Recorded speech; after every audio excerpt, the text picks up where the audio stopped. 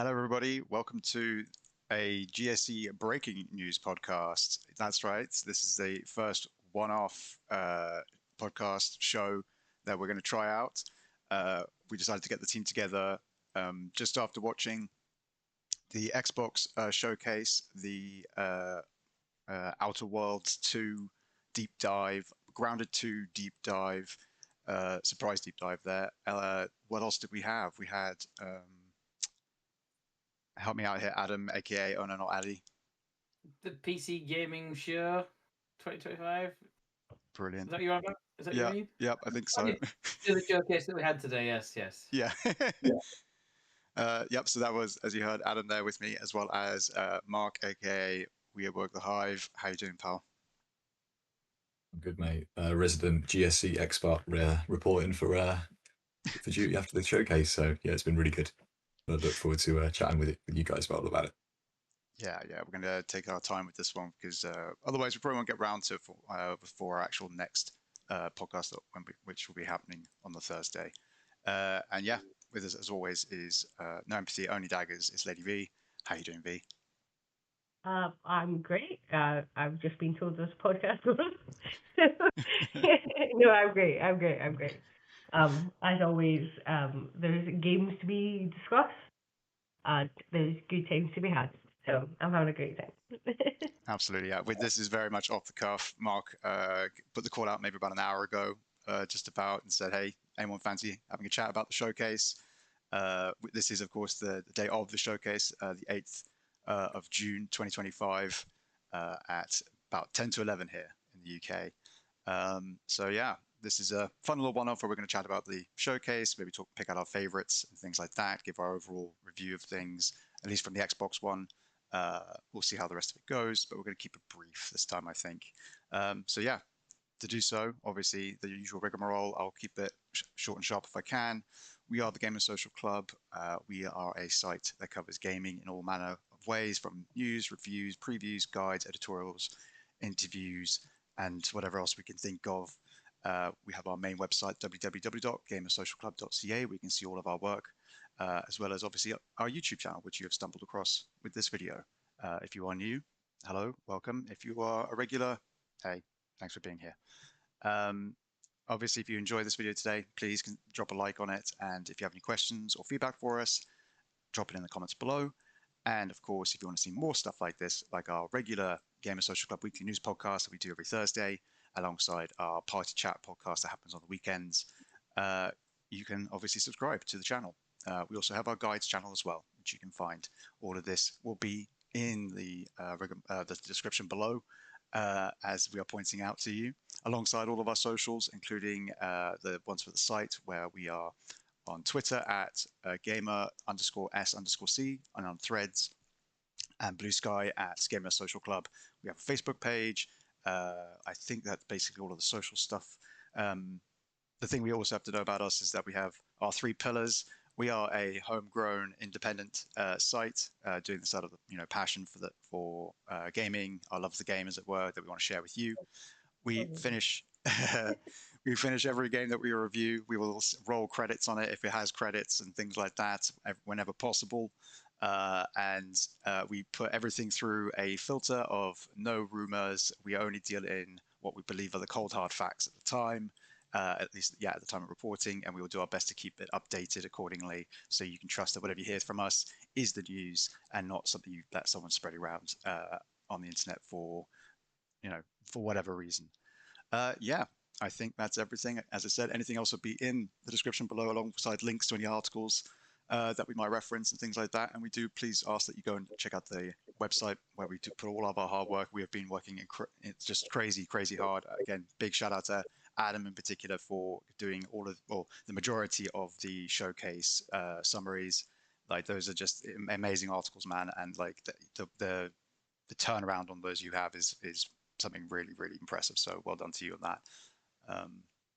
But yeah, and again to the rest of the team for obviously chipping in, because everyone helps out when they can here. We're all doing it, alongside whatever else we've got going on. So yeah, that is, I believe, the rigmarole. If I forget anything, I'll add it in later or something like that. I'm not sure. But anyway, let's get to the fun stuff. Let's get to what we were here to talk about, which of course is predominantly the Xbox Showcase, which happened earlier today. So yeah, we spent some time obviously thinking about the ones we wanted to highlight, and I felt it was only fair that Adam, as the man who's been doing the most work here, probably doing especially the summaries, I thought you should go first with your picks, and then maybe at the end we can do a general how do we feel it was, our general temperature on the showcase as a whole. But yeah, why don't you give us your first pick? Oh, I think without a shadow of a doubt, my first pick is Clockwork Revolution. Because I mean, I was hyped for it from the small bit we'd seen previously. I can't remember when it was. Was it last year? Must have been last year. I think maybe might have been the year before. Oh, really? Yeah. Is that Yeah, long it's ago? good. But just like seeing like 5 minutes of it, like they give a good chunk of time as well. It was a considerable amount of time to it, and hearing like they really set the scene in the trailer. It's like that proper like steampunky London Cockney thing, and it's like it's in the 1800s and stuff, and it's just the kind of the proper Cockney accents and the steampunk weapons and the robots that you can chat to, and they have a laugh together and all that sort of stuff, and it's just super fun. But then like you saw bits of it where it was like that like proper conversational dialogue type stuff, like with the you're making your choices for what you're saying to people, so it's got the kind of in exile RPG kind of stuff going on there as well, but it's got a good humor and vibe, like the pissed off doll and stuff like that. And it's just like as the name for a character. It just seems super fun, and I was like, there's a character called Knob, which yes, is yeah, very, I like this is that. very British for like you're a dick. So, but like I was all on it, and then. Oh yeah, and there's a time bending element. I'm like, what? Like, I can't remember if that was revealed before, but I'd completely forgotten if it has. But if not, yeah. That was a big selling point of it from the off. And actually, to be fair, that was something I was like, this is taking a while to get round to that. Like, if anything, I was surprised, but then I was pleased. Obviously, when they showed it off, I was like, oh, this is really cool, because all the while I was wondering, like, where is the time element? Because I know that's a big part of this. It's a big. I love like a good time plot line mechanic-y type stuff. Yeah, I'm a big fan of it because I always if they do it well. And when the first example they gave it where they talked about it, and then the first example was they shot a guy and then they pulled the bullets out of him and put it back in the gun to reload your gun. I'm like, fuck yeah. yes, all of that, please. It just, I mean, it looks fantastic. It sounds ace. It's just got a lot of, you can tell a lot of love and character, and it's just built into it. It's like the whole thing, and just like I'm all in on that. Top of my list. Like the most anticipated, I think, game at the moment is this. Absolutely can't wait. Very excited. Yeah. I'm definitely in that camp too, and yeah, just hope to hear more about it. Again, not surprised or disappointed by you'll hear about it when you hear about it, but at the same time, like, I hope we don't have a case like I don't hope it's another case of like every 6 months now we're going to see more of it, and it's going to get to the point where we're like, look, just release the game. But we'll see, I guess. Anyone else want to say anything about Clockwork Revolution, or should we move straight on to Mark's first pick? Just the analogy that sorry, V. Just the analogy I used in the Discord chat. It looks like a BioShock had a baby with Singularity, and anyone who's not played Singularity needs to fucking play Singularity. It's such an amazing game that's lost to time. It's kind of stuck away in old generations now, but yeah, it looks wicked. And it's just got that British humour that we're going to absolutely cry laughing about, I think, all the way through. I don't think we've ever had a game where someone's called a knob, and I just love that word. I use it every single day. It was the bit where he brains that that henchman in with the candlestick, and he looks at it, and it's covered in blood and brains, and he goes, "Brains? Well, I never would have guessed in a million years if I hadn't seen it myself." And I'm like, yeah, it's just like absolutely. I actually laughed out loud. It was just great. Love it. Strong Blackadder energy, I thought. Yeah, absolutely. Yeah. You were going to say something, V. Go on. Oh no, like the Future Game Showcase yesterday. There's was it Crystal, like the very survival horror. But when I watched that trailer, I was a bit like, oh, is this Judas? Like because everyone's waiting for that to be shown, and then there was a bit of that in that. Well, a little bit of Clockwork Revolution in that trailer, and I was just like, oh wait, but actually, this is the most British thing I've ever seen. Like, so there's like a little bit of it, which is you're waiting for quite possibly the new Bioshock, like the next survival horror or that sort of thing. Yeah, sort of immersive sim kind of thing. And they're like, oh, but as the guys have said, it's just so British. Yeah. Like, oh, I've just stoved someone's head in.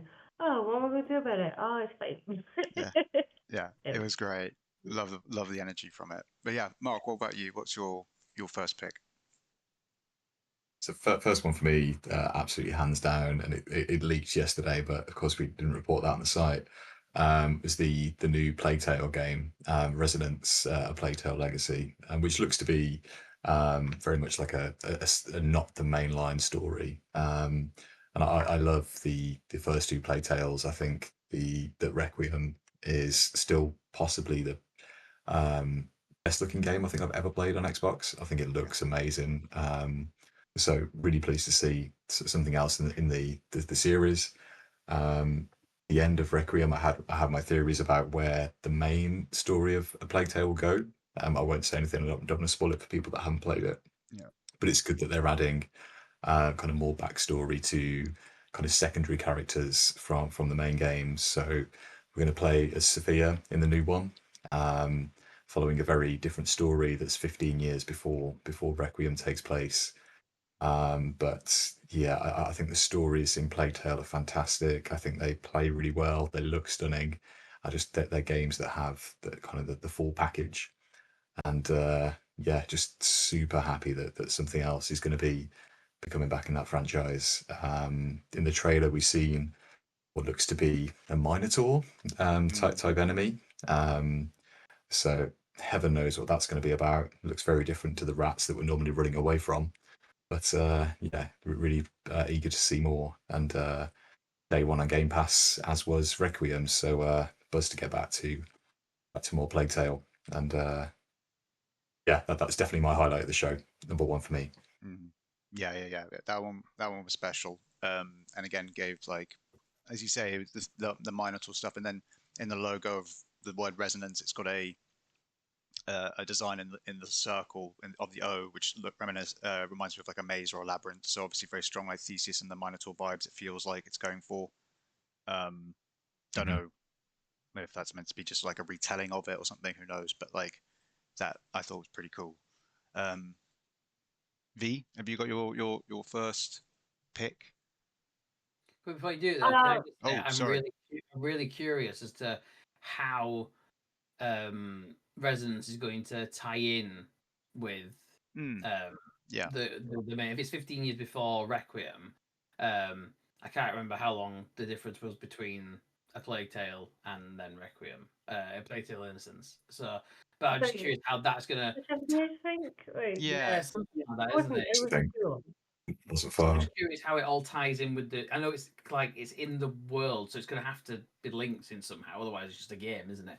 So I'm just curious what the kind of connection is on that. I'm intrigued to see. I mean, the second one is just. I mean, they're both grim, aren't they? Like in terms of the. I mean, but the second one, Christ. Have you thought about being eaten by rats, Annie? Yeah, no, it's not a cheery series, is it? No, but they're beautiful, as Mark said. Like they are incredibly gorgeous-looking games, and there's something about them. They're very they're the sort of games I would turn to if people wanted to like see games at their best. And I would argue like if you want to give someone a great example of a game to experience, especially if it's someone who is not used to playing games and requires something that gives people the opportunity to learn without having to die repeatedly, say, or fail repeatedly. You know, there are fail states in that game, but it gives you enough chance to react to it as you would do in real life to then do whatever it is required to continue with the game. I think so. A non-gamer, as it were, I think could actually have a really, really fun time with something like that series. So yeah, interesting to see where it goes. Okay, V, what is your first pick from the Xbox showcase? So my first pick is Planet of Lana 2. I love the first game. Like, absolute, just fantastic game. I remember playing through it, knowing the fact there was an achievement for never getting caught, and very quickly trying to get that achievement while I was playing through it, and then again very quickly being like I can do this in my second playthrough. This is a fantastic game, and I should actually step back and just fucking appreciate what a good game this is without just trying to go through it for the achievements. So I'm super happy that there's a sequel to it. I genuinely just what a phenomenal game. Yeah.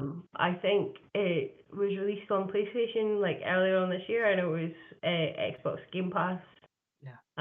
For on release, but yeah, if you've not played it, I would highly recommend. Just a wonderful gameplay experience. Like absolutely phenomenal. So I'm very excited that there's a sequel to Planet of Lana. And I suppose well, for me as a massive JRPG little guy, we've got a Persona 4 revival, and I'm so excited. Like I'm so excited. Like Persona 4 is my favorite. Sneaking in a fourth there. Yeah, it's rude. Yeah, just breaking the format. I'm so sorry, but like I love Persona 4. I love Persona 4. Like I am so. Oh my god! Like so, when I was 16 years old, I was going out with a guy from high school, and realistically, the only reason I was going out with him was because he had a PlayStation 2 that had Persona 4 on it. And he was like, "Oh, do you want to borrow my PlayStation so you can just play Persona 4?" And I was like, "Absolutely." Yeah, oh, wow. That's how he finds out. Crushing. Oh, I'm so excited. Bad Teddy. Oh, yeah. Give me all the Persona 4. Like I played it on my ex's PlayStation for like 100 hours, and he was like, "Are we broken up now?" And I was like, "Maybe, Oh yeah. but Oh yeah. here's back and here's Persona 4." Like, and I played like 100 hours of it on Steam. I'm so excited for Persona 4 Revival. I will break any man or woman's heart for this fucking game. I'm just like, yeah, we could potentially date, but also, do you have access to Persona 4? Yes, yeah. Any How woman much or closer man. do you get me to playing Persona 4? Yeah, like any woman or man. Yeah. And I'm like, Well, there you I could go. buy you dinner, and then afterwards you could just give me access to Persona 4. Like I'm so hyped for Persona 4 Revival.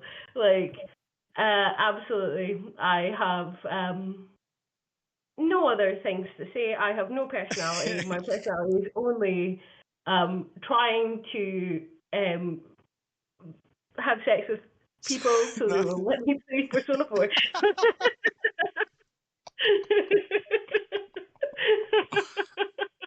Get that on your Tinder profile. There you go. Yeah, that is on my Tinder profile. Oh, there you go. Yeah. Your real persona. Yeah. I don't. Yeah, unfortunately, I don't think I can like. But yeah, I'm excited for the next game that I my first pick, but I don't think it's going to go on my Tinder profile and have that maybe. But yeah, I was thrilled that there's a Grounded 2. That was my big one for the show, just to see that they are doing a sequel to that brilliant survival game. Because I think for me it's special because it's a survival game that I actually like really love. Like I fell in love with that game from the moment I started playing it, and I do not like survival games as a general rule. I don't mind like games having survival elements, but like if it's just a pure like survival craft, like experience like an arc or something like that, like I'm not interested in something like that. But Grounded for me, with the 80s vibe, the Honey I Shrunk the Kids thing, the humor, the creativity, and then also like the like approachability to it, and accessibility of it as well, because there's so many things you can change in that. The most well known being the arachnophobia mode they introduced, which like everyone was in after that, like, oh, our game should have something like that because our game has spiders. So they kind of started the whole thing with the arachnophobia mode, which I thought was great. But yeah, to have a second one bigger, with more to do, you can now tame the insects, so you can then ride ones, and they've got different stats for like being able to help with building or combat or traversal in the environment. There's bigger set pieces and refined combat, just a whole bunch of things that anybody from the 25 million odd people they said have played the game would want. And more story again, they said as well, like they stuck it on at the end, after, as it were, as a nice surprise after the Outer Worlds 2, which obviously is also Obsidian. And this is absolutely their year. 2025 is the year of Obsidian, with Avowed already having come out, Outer Worlds 2 down the line, and now getting Grounded 2 dropped on 29th of July, which is just the coolest announcement for me. And I was just really happy to see that. And yeah, for them to do a deep dive on Grounded 2 then after the Outer Worlds 2's deep dive was fantastic. So yeah, definitely recommend people checking that out if they want to learn more about that game. Did any of you guys play Grounded, the original one, at all? Nah, people tried to get me to play it, and it's not really my vibe. I try. Yeah. Yeah, I'm like you, Harry. I don't like tree punchers. Not a big fan of tree punchers, but Fair. yeah, I've heard nothing but good things. So I know there'll be a big bunch of people buzz for a sequel. Yeah, I played a little bit of it, but I was like on a specific seed to get achievements. Fair enough. And but there is a specific achievement for like defeating a wolf spider, and I did have to do it on the arachnophobia mode, because god damn, like that's a scary. big fucking They're really scary, especially when you're walking through like the big tall blades of grass at night with a little torch, and they'll be like quiet, and then suddenly you'll hear them move, and they have this like loud hiss sound. Not even any of that. Like, you could have a spider that size in my own home, where I am 5 feet taller than it, and I'm just like, absolutely fucking not.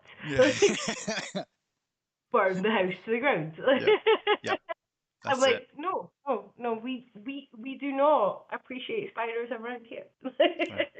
Like, well, no, thankfully, Grounded. I would burn my house down rather than do arachnophobia mode in any sort of survival game. I cannot fucking do it. I guess I'll be on my own again this time with Grounded 2, but I'll look to the Discord, our Game Social Club Discord, to see if I can get a team together. The rest of it is just be playing like other games. Yeah. You guys have all got Night Rain. You guys have all got Night Rain together. So don't worry about me. I'll go and make my little base in the Brook Hollow Community Park come July 29th. Anyway, Adam, what's your second pick? Well, shout out to Planet Lana 2, because I too am very excited for that, because the first one was amazing. Nothing had better happened to Mui, is all I'm saying. I'll burn their offices down. Well, maybe V will. She's got a history for that. I've got I think the second, but I think one that I was really happy to see but was not expecting was High on Life 2. Because I really loved the first one, because it is just mad. And I liked a lot of what they did with it. So to see more of it so soon as well, little like maybe worried about that, but if they just build on what was good about the first one, fix any broken achievements before they release the game, and then I'll be very happy. But it looked great. I mean, it was obviously a very CGI trailer, but there was like new Gatlians in there. One of them looked like a bow and arrow. So it just seemed quite fun. Like, that's High on Life, is it? It's just nuts and just fun. So yeah, looking forward to seeing that. It's coming out in winter. It's coming out this year. So like, fair play. Yeah, I was kind of surprised to hear more from that, just because I think, like probably other people have already said, I thought they'd want to distance themselves from the controversy around Justin Roiland, who obviously is no longer part of the studio or anything like that, and will be involved in this future one, no doubt. But yeah, I'm surprised, just because I would have thought they'd go, oh, well, look, we could do something else and just not use that name. Like, yeah, it did well, but like, surely we're not tied to that title in a big way. But hey, I guess they don't want to lose out on any of that. With the DLC that came out, though, they got rid of the main gun that was voiced by Roiland, and it was replaced by someone else. And it was like, we just don't even talk about it. They'd like literally like, oh, I dropped him and I couldn't find him. And then that was it. Yeah. It was done. This guy just ditched him. Off he went. Like, worked perfectly well. Do that sort of a thing. Just be like, yeah. That's good. That's clever. That's clever. Like, it feels very much within the humor of the sort of game that they could do that as well. Right? It's like, yeah. So yeah, look forward to this one. That'd be cool. All right, Mark. Let's do it. Sorry, I had to jump in with a high and low. Yeah, definitely. Let's do it. Dear. You go ahead, Mark. Yeah, next one for me, and keeping with the British game themes, and yeah, we are a bit biased on this podcast. Was the Ghost of the Grand. So this is what seems to be a bit of a variety of game themes that it was in the summary of the trailer. So it's what it seems to be is a bit of a mix of a cozy game, a spooky game, a mystery game, but with some real kind of musical flair, is what Sean on the website summarized it as. But it seems to be like a mystery that takes place at your is it your grandfather's hotel called the Grand? If I remember, right. Hotel. And there's going to be loads of weird happenings going on. Lots of puzzles to unravel around the hotel, mystical happenings taking place. You have like a puzzle solving gun. I don't really know how to explain, but check the trailer out to see. But it looks to be something that like a tool you'll take around and help you unravel puzzles and get to know what's going on around the place. But yeah, it's been another UK made game, being made in Bristol, probably my favorite UK city. And yeah, it's a debut game from a studio called Friday Sunday. So yeah, best of luck to them, and looking really promising. I think that one was coming to Game Pass day one as well, if I remember correctly. But yeah, it looks really good fun, full of music, and I love a game full of music. So bring that on, bring it on. Yeah, I like the looks of that one too. Kind of gave me, yeah, I wouldn't know how to describe it. But it was like Portal meets like Luigi's Mansion or something crazy like that. You know what I mean? It's like such a weird blend of like what looked at first just simple, like property management kind of, sim kind of stuff. Like, oh yeah, do up the rooms again and put the furniture in the right place. And then it's like, oh wait, no, now solve like crazy mysteries throughout the village and stuff like that. And like, yeah, that really was a very cool kind of uptick in like what's actually happening here. And as you say, really cool personality with the music and the singing and everything like that. Like, yeah, looks really, really cool. I look forward to that one, definitely. Anyone got anything to say about No Cats at the Grand? No, I just thought it looked great.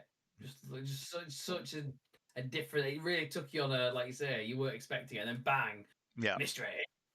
Like with the gun putting the books back and then pulling them off, and so yeah, it looks. And like going like into like other planes and stuff like that. It got really crazy with it. I was like, oh wow, you guys have really pushed this a lot further than I thought. At first, it just looked like a super charming kind of like, yeah, tidy everything up, put back, suck up the books off the floor, put them back on the shelf. Oh, that's a really charming and like feel good mechanic, like Power Wash Simulator does it. Yeah. And then it goes into this whole level of like, use the gun to draw on the wall the symbol you discovered in the hidden attic room. And it's like, oh, okay, right, we're getting here. Like, all right, wicked. Open a portal to another world. yeah. I thought that was really fun. Kind of Doctor Who energy or something like that. Very, very English, very British, which is very cool. V, what about your number 3? Since you snuck in a number 2. Oh well, yeah, that's the problem, isn't it? Because I snuck in a number 2. Thus I must foreshadowing. Like, thus I must say a number 3. I'm not gonna lie, I have said it before. I'm pretty sure, like a couple of months ago, I'm super excited for Ninja Gaiden 4. Like, I just like really good action adventure games, and Ninja Gaiden is one of those games. And there's a lot to be said about things that are super difficult.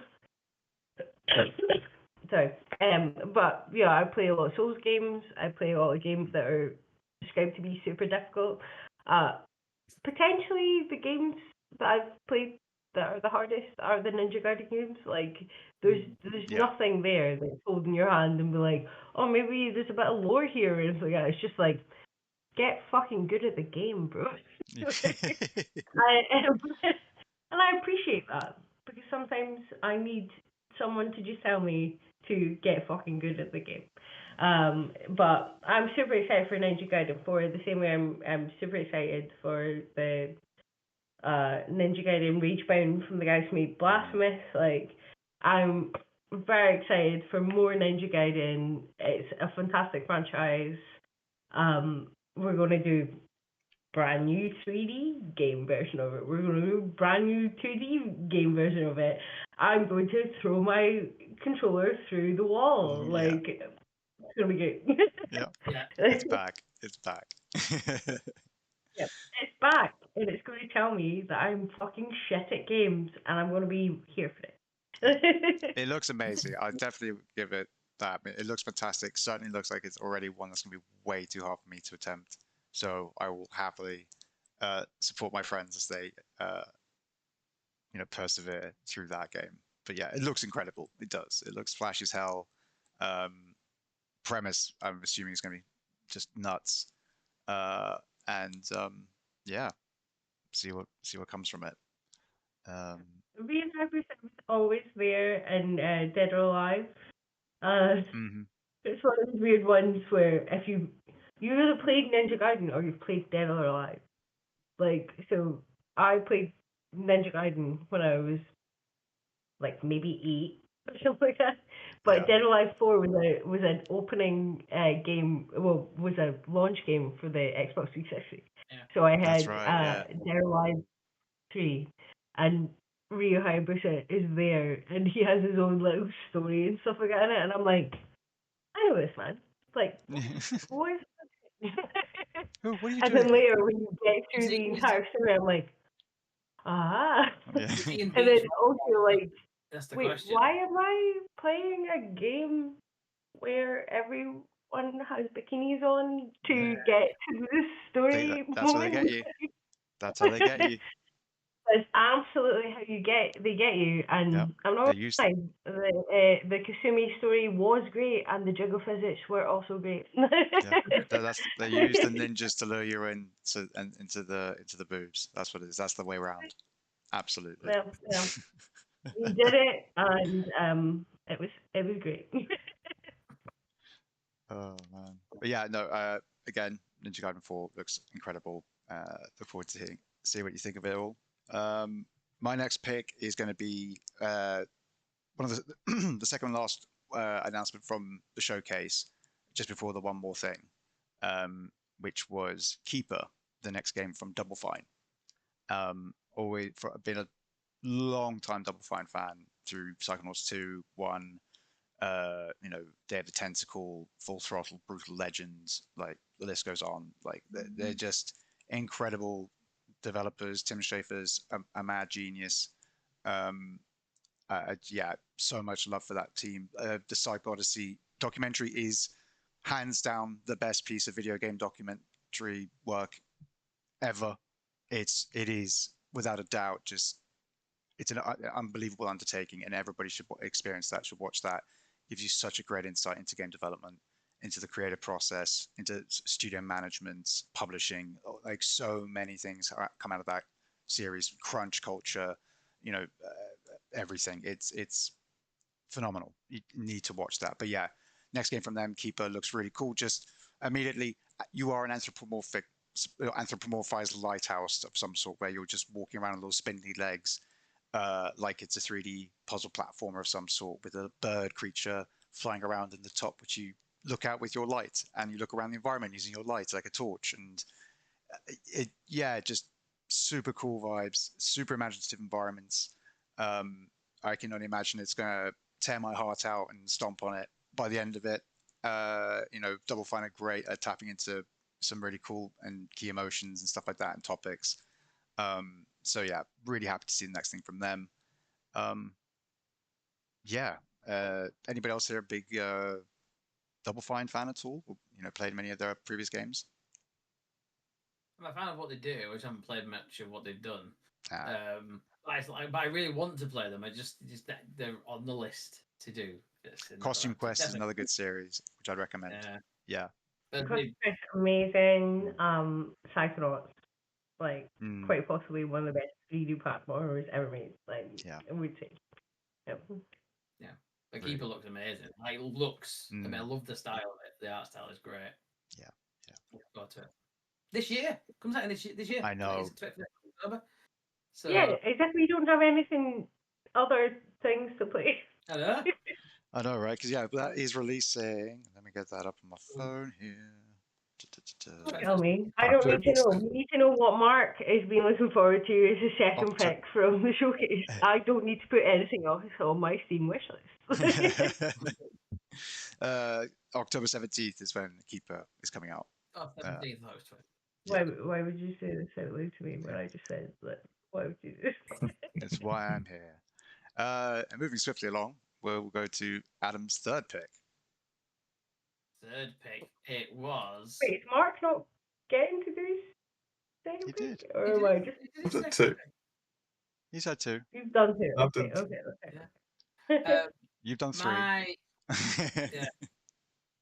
So my third pick is Beast of Reincarnation, which just looks awesome. It seems like it feels like if you'd watched any Studio Ghibli, it reminds me of Laputa, I can never pronounce it, Laputa Cast Sky, with some of it's like a post-apocalyptic Japan. And there's like monstrous beasts, and like some of them are like Soulsy type big beasties, trees that attack you and shit. And then some are like robot-y type. What things is like set in the year? Is it something like year 4000 or something like that? So it's really kind of like post-human, kind of sort of where Horizon is. Everything's green, but there's robots and shit.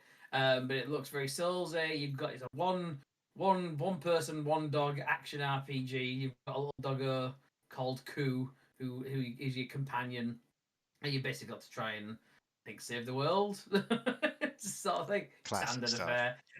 But it just looks great. It looks like it'll be if they pull it off, it'll look like it'll have good big epic battles, but like in a really cool different setting. I'm looking forward to.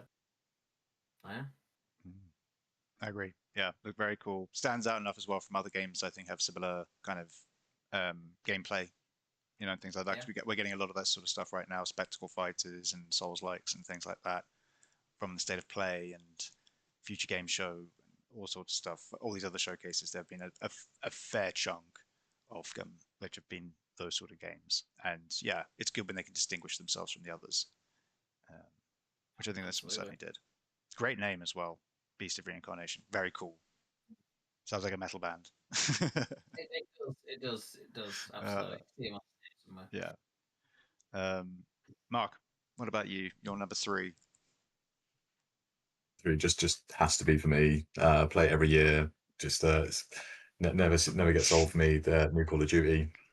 So Black Ops 7, and I think what we're speaking before we came to record the podcast tonight, a lot of people didn't have a damn clue what the trailer was. As a COD nut, I'd kind of clicked about a minute into it. But yeah, I think this is the first time we've had Black Ops back-to-back years. So we had 6 last year, and this will be 7. And a lot of the rumors have been for the last 4 to 5 months that Black Ops 7 would be like a timeline sequel somewhere between Black Ops 2 and 3. So kind of near future, near future setting. There's going to be wall running coming back. It is the big rumor. That was hated and then dropped for boots on the ground, but I think there's an appetite in the COD community for it to come back now.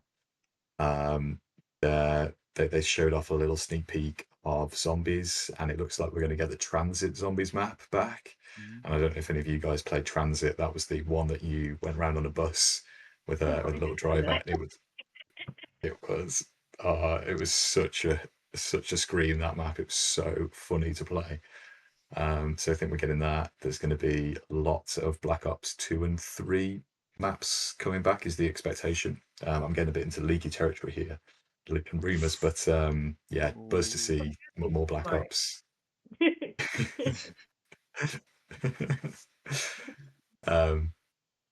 But yeah, so really pleased to see, and anything that has kind of the Black Ops weirdness to it, that I'm all for. But yeah, we're really pleased to we see more COD. It was inevitable, but yeah, look forward to seeing more of the inevitable COD next event, which they have every year. That'll be sometime in the summer. Just another showcase to cover. But yeah, pleased to see COD. Be picking it up, and look forward to co-op campaign, which will be, I think, the first one since Black Ops 3, I think was the last time it had co-op campaign. So yeah, look forward to getting on with the boys for that. So yeah, good times for COD this year, it looks like, again. Good stuff. And how do we feel about that being the closer? Because that was the one more thing. And I'll admit, like, the trailer threw me off, and I was a bit kind of like, oh, this is not what I thought it was going to be. No problem with COD whatsoever. I used to be a big COD player back in the old days, as it were, with Modern Warfare 2, and the original Black Ops and World at War. World at War. There Shout you out go. to World Yeah, at War. World at War, absolutely brilliant. Yeah, much maligned. But the fact that they've got like new, like they're trying to bring back zombies and stuff like that, I'm here for it. Like yeah. as someone who, as you just said, spent a lot of time like Modern Warfare 2, Black Ops 1, like that was basically my entire uni years. Like just playing that. Like I'm super happy at any point just jump back into COD. Like, and then Game Pass. Like, it's gonna be on Game Pass, Xbox, PC. Easy enough and to actually, like I played a little bit of the Black Ops 6 like campaign, because I was waiting for my other friends to jump into zombies, and it was pretty solid, man. Like, Black Ops 6 really good. There's a lot to be said about the fact that Activision, like, and all of the studios, like Raven Studios, Infinity Ward, like Sledgehammer, like they just make good fucking shooters. Oh, yeah. And there's a lot to be said to just like jumping in. Like, even like tail end of last year, one of my friends who's like 25, who's like, oh, should we play Warzone? And I was like, to be honest, man, I don't think I have I don't think I've got the reflexes to play Warzone. I'm not gonna lie. Like, but we played it for a couple of hours and it was great. Like, the shooting mechanics and most of the Call of Duties are second to none. Like, I had a great time playing the new campaign and new zombies and stuff like that. And I'll be very excited to jump into the old maps, which were there when I was a tiny child. Just a wee babe. Yeah. That's it. Like, I've never been able to play with more than like one or two friends when they were around, sort of thing. Back in the day when we just had passed the controller, or the few occasions that we'd be online together on 360. So now, being part of this team and like social club, zombies.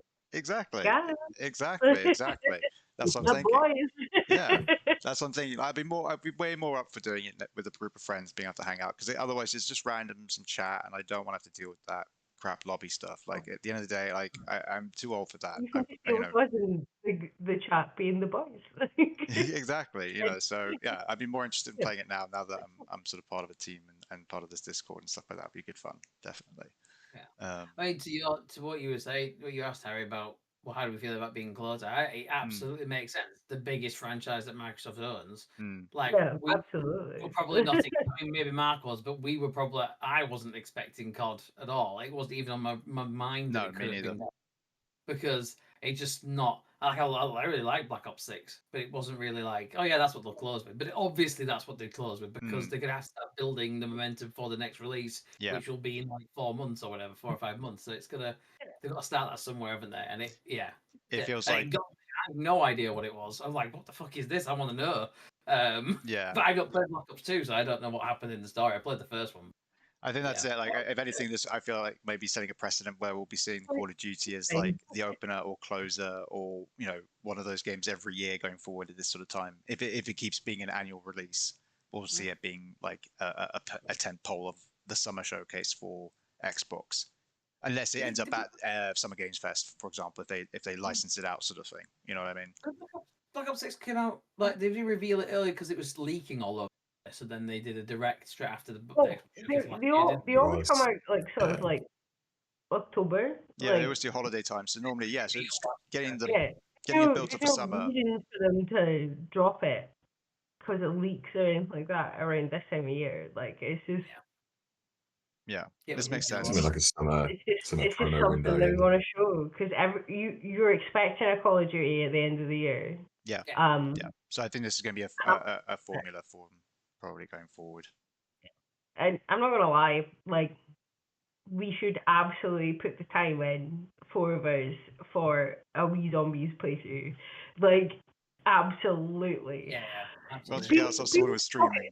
People can talk about COD as much as they want. Like, I know Mark's a massive fan. Like, I not necessarily like that much of a fan, but it is one of the best co-op experiences that you can have. Like, I'm gonna come out and say it. Like, you rock into a bit of zombies and you're gonna have a fucking good day. Like, Yeah, I'm up for it.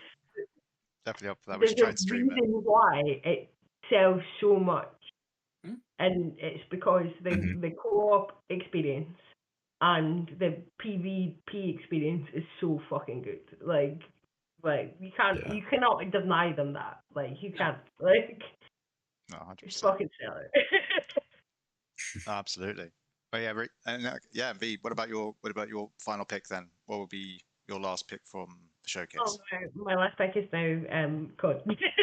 All I'm right. thinking about Just doubling down on COD. I'm like, we're all gonna play zombies. Like, Well, it's that makes so sense. good. That's fine then. You got your 3 in earlier, and then now COD can be your bonus 4. Mark knows. We're all playing zombies. We're all There playing we go. zombies. There we go. Excellent. All right. And then in that case, my final one, I think I'll end on would be At Fate's End, which was another one of the smaller on indie side ones. It's a little action adventure game coming out in 2026. Again, another day one for Game Pass, which is very cool. And again, love the art style. Just immediately captured me from the moment it started, and gameplay again looks really fun, looks really fluid. And it's sort of the base premise is you're fighting against the ones you love. So I can imagine again another sort of heartfelt story, a couple of twists and turns here and there, that sort of thing. But yeah, just really captured by the art style, and a really good trailer for a game like that to stand out amongst what was otherwise I think from our accounts a pretty good showcase. But obviously we can talk about that a bit more now, as well as some of the other announcements I know we left out, basically because they're much more universal ones, as it were, where obviously I think the key one would be the announcement of the handheld, which we finally saw. Yeah, exactly. I'm just going up now because obviously we have the 2 models for it, don't we, as well? Because they, it was the ROG Ally. Where are we? So, was it before the indie stuff? Yes, it was. In Ninja Gaiden Super. There it is. Handheld I'm gonna have to buy. ROG Xbox Ally, and then the ROG Xbox Ally X. Yeah. Which look very cool. All of the games. All of the games. Your whole library. That's really cool. It's got like your whole library. Well, I mean, it makes sense that it does, but like your whole library, but like your Windows stuff, your everything. Yeah. So I thought it was really nifty how you could like bounce between apps and stuff like that. That looked really cool, very smooth. It definitely looks like the most appealing handheld visually that I've seen, honestly. Like comparing, Switch, Steam Deck, and things like that. I like the look of the handle grips and like that. The actual like texture and like that on it looks appealing. I like the positioning of everything on the face of it, the buttons and stuff like that to access different elements of your desktop or like your home page and things like that. Like it looked very cool. I guess it's wanting to know what it's capable of as far as how open is this thing? Are we talking about a very limited sort of situation here as far as it's literally just a handheld that can't be, can it be docked or anything like that? Is it purely going to be something I have to have, lying down like on the side table or something like that? I want to know more about the specifics of it, as well as like the actual internals. So it'll be interesting to see what we get out of that because obviously it's not until holiday 2025. Yeah. But what did everyone here think of the handheld design and stuff like that? How do they feel about it? Mark, let's start with you. I had a conundrum there, and someone messaged on the Discord earlier. I was already thinking about whether to return my Steam Deck, which is on order. So I don't know what to do now because I'm a big Xbox gamer. I've got all my library on there, but I think I'll stick with it. But I think your Steam Deck will be fine. well, and also like a lot of the talk on social media today has been around the cost of how much one of these ROG Allies Xbox machines is going to be. Obviously, they've got two different tiers, but Windows Central were talking about they expect the higher tier to be somewhere within the region of about $1,000. Obviously, that's all theory at the moment, but there is absolutely no way I would spend that on a handheld, not in a million years. I mean, that would be double the price of a Series X, and that's like the most expensive Xbox ever. But anyway, enough about the price. But yeah, I think it really. I think we need to see a lot more. Harry, you mentioned a dock. I don't know if there's any talk about a dock yet. I've not seen anything online today, but I feel like that has to be a critical part of the package if you're going to spend that kind of money on a handheld. The market demands that you have a dock. The Switch, the Steam Deck, a lot of the other handhelds have something similar. Also, the integration of other storefronts. So, how is Steam going to work? How is GOG going to work? Obviously, Game Pass is going to be there, and they've talked about games being native, which is the first time that I think games have been native outside of like console and PC. Obviously, you've got the opportunity to stream Game Pass games, but that's not really what you buy a handheld gaming PC for. You want to play them native wherever you go. Concerning how that works for achievements, because achievements offline are notorious for maybe not unlocking. So that'll be a bit of a turn off for me, to be honest. But yeah, I think the big thing for me would be price, compatibility for the storefronts, and however expansive the Play Anywhere program becomes. That they mentioned today, there's 1,000 games available free Play Anywhere. But that may not be many that I'm looking for, to be honest. So I think it's exciting, really promising, but there's still a lot of questions that needs to be answered on it. And price for me will be the big deciding factor, I guess.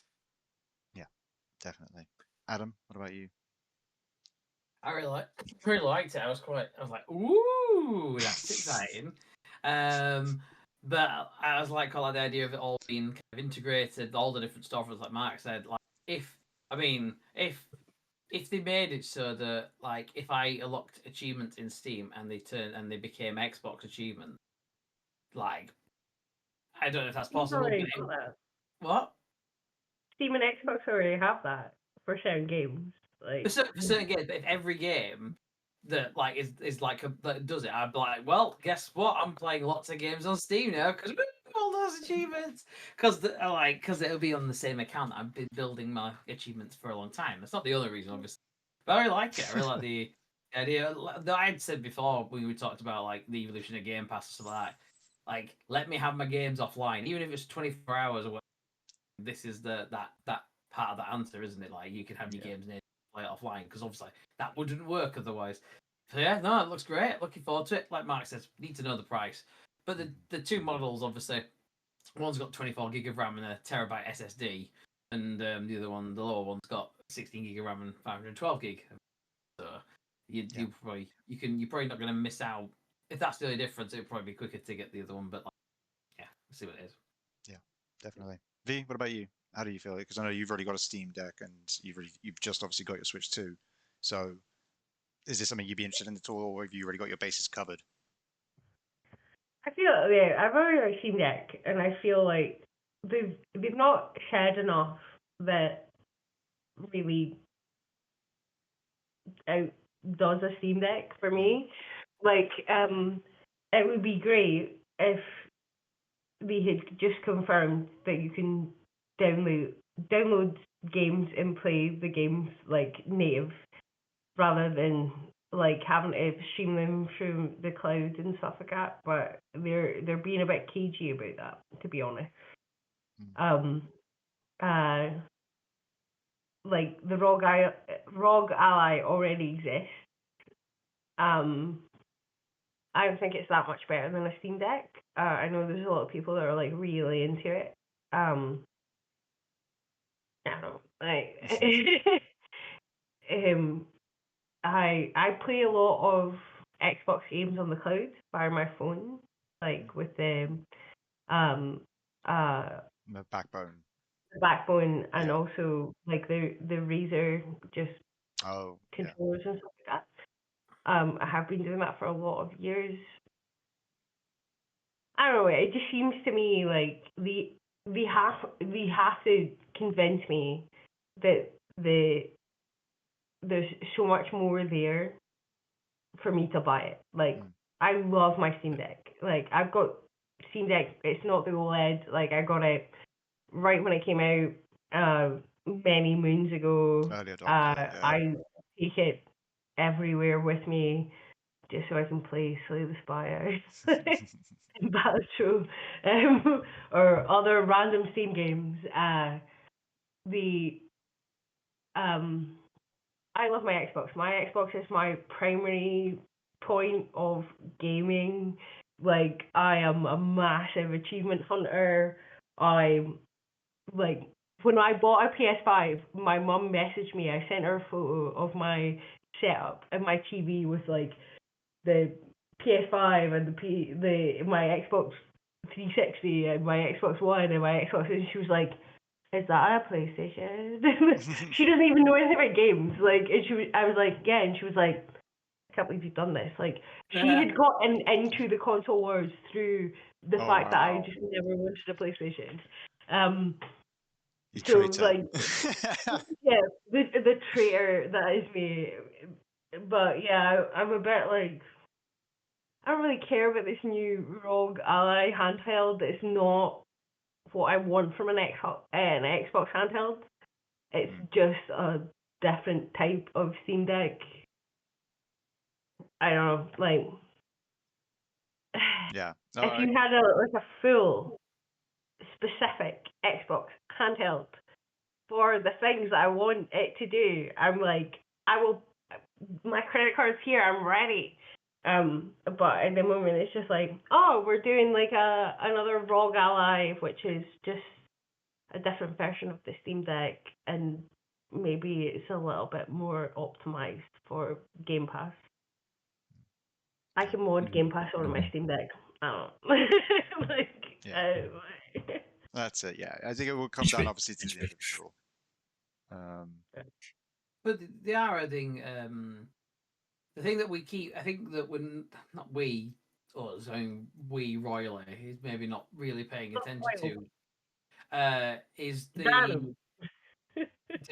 the whole stream your own game thing that they keep adding. So like, if they keep adding titles to that, does that then become whatever part of the ecosystem that is? Yeah, and then it becomes. The thing is, you have to like add to that, because you did like 20 games when it first came out, and then you just did nothing else.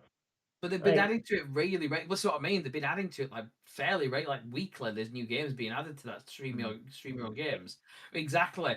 So like, I think when they first announced, it's like 50 titles, and then they keep adding every so often. And a couple weeks ago, there's like 20 more titles that got added to it, and you can stream them straight away. But if that is part of building that catalog, so that when these types of devices come out, that you've got a much wider library of games. Because like I said, they 8,000 play anywheres, but that's not the stopping point. That every game in the showcase today was also a play anywhere title, so they're going to keep adding to that, I think. So what that was it looks definitely like, the message, from obviously what Sarah Bond was going in with and stuff like that. Yeah, they're very much pushing the play anywhere. This is an Xbox. That was all the slogan in the ad for the ROG Ally, ROG Xbox Ally X.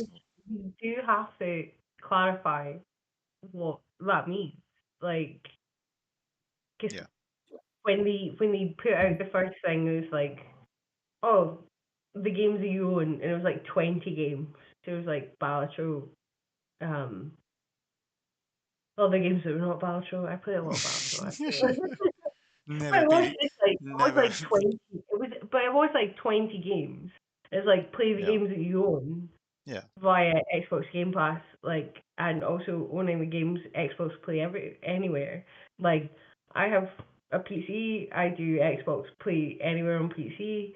Like, it can't just be like 20, 50 games. Like, to make this worthwhile for people who are paying like the full, like, what, £15 a month? Yeah, yeah, about that. Like, I've got a PC, so it doesn't matter to me. I pay for Xbox Game Pass Ultimate because, like, I can play it on my PC and I can play it on my Xbox. I can play it on my phone and stuff like that through the cloud. But if you don't have a PC that can do that, then it's a lot of money to ask people to pay for. To then just be like, also, like, maybe if you had a ROG Ally or Steam Deck or anything like that, you're play anywhere. Like, there is only about maybe 30 or 40 games that is the play anywhere when it specifically comes to you own the game and you can play it through the cloud rather than the cloud gaming experience, which I think is great. But, like, there's not a lot of games that it's like you own it and you can then play it wherever you want. Yeah. I feel like we need to do more of that.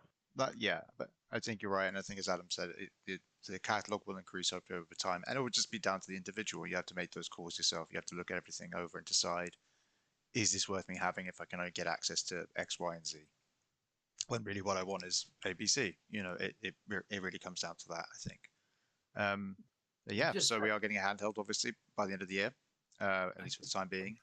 I think the other big announcement that we wanted to cover at least was Square Enix's presence at the Xbox Showcase, where they announced, firstly, that Final Fantasy VII Remake Integrate Edition would be coming to Xbox in the winter, was it? Yeah. Yeah. So we didn't get a firm date about like that. But that's obviously very cool. Coming out now, however many years was it? 4, 5 years? 5. It was 2020 when it came out on PS5. Yeah, 5 years since it first came out on PlayStation, and then subsequently PC, and it's finally now made its way to Xbox. And then, of course, we then had the follow-up announcement of Final Fantasy 16, the most recent in the mainline series, and not the remakes or anything like that, coming to Xbox today, which is very cool. Very exciting launch.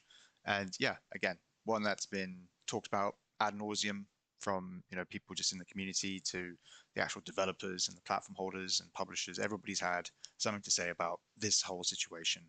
Whether it's Square Enix's constant reiteration of wanting to go onto multiple platforms, and then talking about wanting to focus on really bad ideas about NFTs and shit like that, and yeah, they're all over the place, and they seem to really know what they really want to do. But they've finally managed to bring the beloved Final Fantasy series in a big way over to Xbox. I think every Final Fantasy game now near enough is available on Xbox. which is pretty cool. And the Rebirth, I think. Yeah, owns Rebirth it. would be the only one now. Yeah, exactly. And of course, the Final Fantasy Tactics, the Evil East Chronicles, which was announced at the State of Play, is also coming to Xbox. So it's not even as if we're going to have to wait for that. You know, that is also now just a regular, everybody's getting it, I think, at the exact same time. So who knows? Maybe this is like the beginning of a new leaf, the turning of a new leaf with Square Enix and their approach to, you know, being a third-party publisher. But anyway, I'm sure there'll still be deals cut. You know, there's still the end of the trilogy to be done.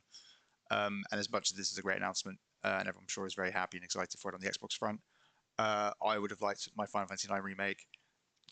It's not happening. It's not happening. It's happening. If it doesn't, what are you gonna do? What are you gonna do? I will quit. I don't know. Like I honestly don't know. Like it's just something needs to happen. Into your Vivi mug, and you'll just be like, oh, and my hat, and my plushies, and my mouse pad, and my acrylic figures, and my clutch, and my tote bag. And this is my point. There is so much merch. There has been so much merch. It doesn't make any sense. They literally brought back the original artists to like do the character art again. Like, they've written them new bios. Ugh, it's a pain. We've got a month countdown until the actual like day of the 25th anniversary for that game. So as you can imagine, I am white knuckling it right now for the next however many days. So yeah, that's me in a nutshell. But yeah, Final Fantasy 7 Remake Integrate and 16 coming across to Xbox. How do we feel about that? V, are you excited? Did you play either of those? Are you a Final Fantasy fan? The only Final Fantasy game that I really got into was Final Fantasy X, to be honest. Great one. Brilliant. Absolutely fantastic game. On my my partner's PlayStation when I was like 14, 15. Took the PlayStation home, played it all the way through to the end. There's a theme. I'm not like I played Final Fantasy 3 on the DS which I think was actually Final Fantasy 1. Possibly, yeah. Again, the numbering convention is very strange. Yeah. But I've never played Final Fantasy 7. I don't have much of a like nostalgic thing for it. Never really played any other Final Fantasy. There's a lot of other JRPGs that I'm much more nostalgic for, but I'm just a bit like, I'm so happy for the people that are massive fans of it, but at the same time I'm a bit like, God damn, you guys could probably settle down, like, Jesus. Like, there's other things to be played. There's a lot out. There is a lot out there right now. And if this season of Showcase is anything to go by, there are more games almost than people at the moment. I don't know how that works, but yeah, it's happening. There will come a point where there will just be more video games than people. What about you, Adam? Are you an FF fan? Oh, well, of course, you've started on your journey, haven't you? You're still playing through 1. Yes, because I haven't gone back to it since we last talked about it. Yeah. But I did finish. Like it feels because it's not. I don't feel like I class it as finishing a game. But I did finish the remake on PS5. That is in the first one. Yeah. But that's not the full story. So Sure. I haven't finished Final Fantasy 7. No. If that makes sense. But you hit credits on it. It counts as finishing a game. It's a part 1. It's like Last of Us. You'd say you finished Last of Us Part 1, wouldn't you? As it happens at the end of remake, they just leave the city and everything. It's fine. Yeah, I'd say you finished one of the Final Fantasies. I think that's fair. I don't think. Yeah. Might be switch Xbox, and I probably will play it again on Xbox because I want to try and do all of them on Xbox. Get all those achievements. But I really enjoyed it as well. Remake. The Pixel remaster is really good for the achievements, and I didn't even mention that. But I did do like the first Pixel remaster and had everyone in my party named after people from the site.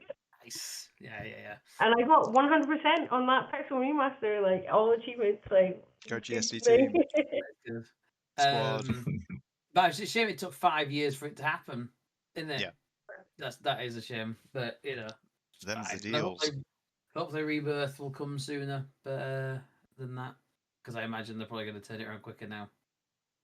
But we'll see. Yeah, we'll see. Yeah. It may just be unfortunate with that one. They're tied into something with Sony as far as the timing of that sort of stuff is concerned. Maybe like tactics and the rest of it that's unrelated. They could just do what they wanted with that. But yeah. Who knows? Yeah, Mark, you got any particularly strong feelings about this one? Yeah, I absolutely loved Final Fantasy VII Remake back on PS4. It's one of the last PS4 games that I think I played. And I actually turned my PS4 back on a couple of months ago, and I still had a beautiful Tifa background, and it's just so peaceful and really lovely to listen to the music from Seven. So buzz that's come in, and hopefully we see Rebirth, because I've not had a chance to play that. But yeah, definitely be playing Remake. I've not played the Intergrade section. That was on a PS5 only, I think. So look forward to going back and doing the full package. One of my mates who's a big PS5 boy texts me this evening. It's like, right, get on the store, get 16 downloaded. So that won't be happening immediately. I've got too much of a backlog. And but yeah, having the full suite of Final Fantasy on Xbox now is crazy. I think Xbox have been doing the business in Asia. I'd say Japan, but I'd say Asia more widely now as well. With some of the Chinese developed games, which are getting better and better actually. But they're doing well in Southeast Asia, getting lots of good games coming out of there. But yeah, it's amazing that the full suite of Final Fantasy is now on Xbox. And well, aside from Rebirth, but I guess if you follow the pattern, we're probably just 2 to 3 years away from that coming across too. But yeah, and Square Enix have said they're done with exclusivity deals. I think it was like bombing their bottom line. So I think in the future we'll just see everything come everywhere. And that might come out I think everything. Yeah. Fingers crossed. Yeah, that's the way it should be with third party. I think I'm not a big fan of money hatting stuff. I think it should just be if you own it first party, by all means put exclusivity on it for a time if that's what you want to do, or keep it forever if you're PlayStation or Nintendo, by all means. But if you're a third party publisher, I understand you're getting a bag probably from whoever it is you're signing exclusivity with, but I cannot imagine it actually benefits you in the long run. I feel that's probably quite short-sighted. Publisher in the bag. I don't think it's PlayStation or Nintendo that are getting the bag from it. Is definitely your Square Enixes in the world and stuff like that. They're in the bag, like. Oh yeah, absolutely. But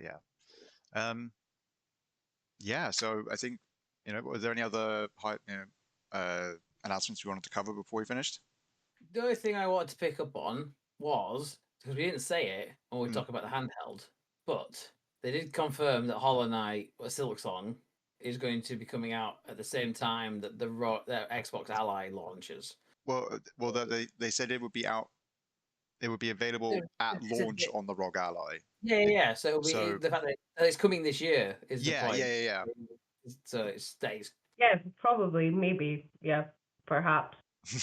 No, I have no faith that but no one does, and that's fine.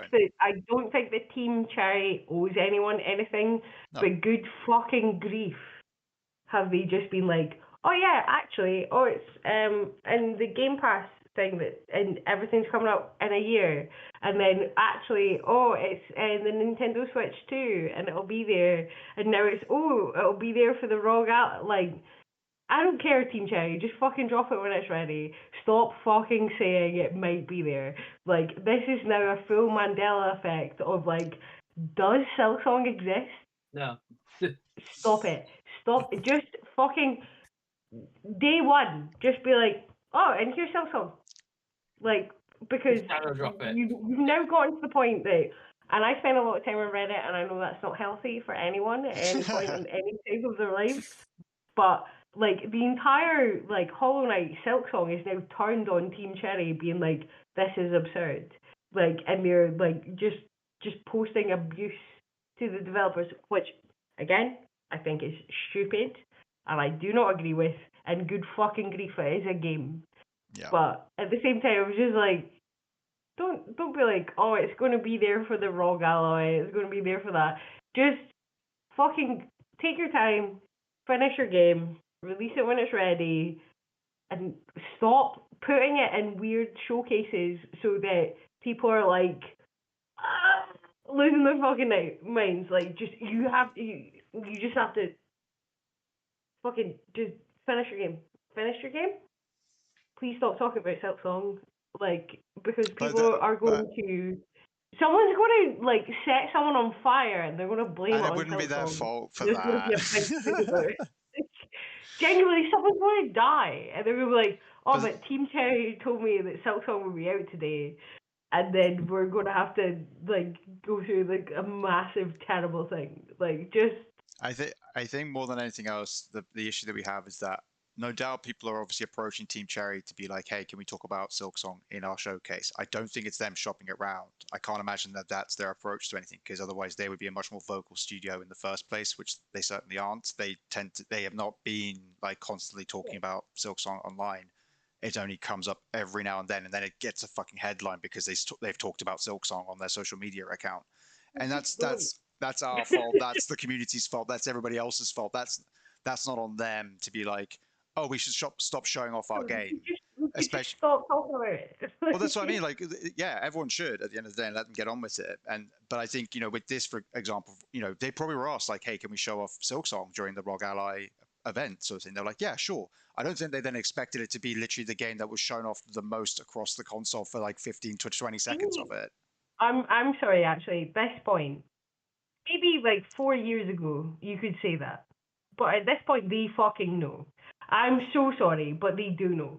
Like, no. Like, there's no way you're saying, like, oh, we didn't expect our community that is being fucking rabid for 4 fucking years, feral, genuinely cannot hold themselves together. We're like, oh yeah, we just show a little bit of it, the ROG Ally showcase, they'll be fine. No, I'm sorry. Like, I've got a lot of time for Team Cherry. I love Hollow Knight. Like, I think they should have as much time as they need. But they either need to finish their game or they need to fucking stop talking about it. Like, because there's no way that you're like, oh, we showed it off at the Xbox showcase 2 years ago, and then we maybe showed a little bit off of it at like a PlayStation showcase, and then we showed it off at the Switch 2 showcase, and then we're showing it off at the ROG Ally showcase, and we have no time to tell you when it's coming out.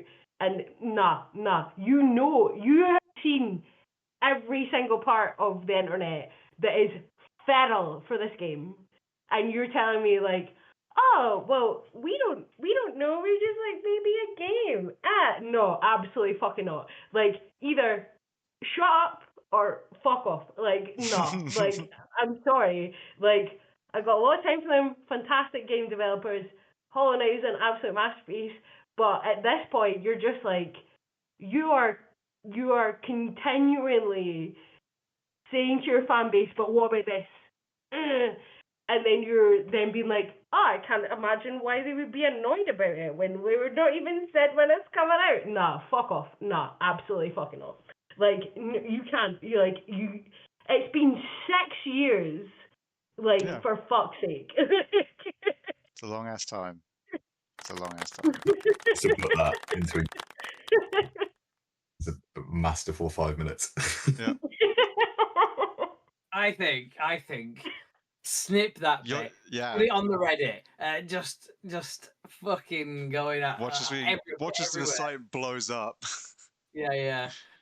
Lady V has some thoughts on Hollow Knight, Silksong, and Team Cherry, and there's just the video. Let me tell you, I don't think this is going to dominate the YouTube Shorts. Absolutely. Yeah. Excellent. But I mean, I stand by what I said, man. Like, there's only a certain time you can be like, "Oh, we're a small indie team." Like, you've been fucking like dragging your guys by the nose for like 3 years. Nah, Well, I am sorry I brought it up. Yeah. Well, I think of all the bits, we definitely covered that the most. I think we covered that one the best out of all the end bits there, definitely.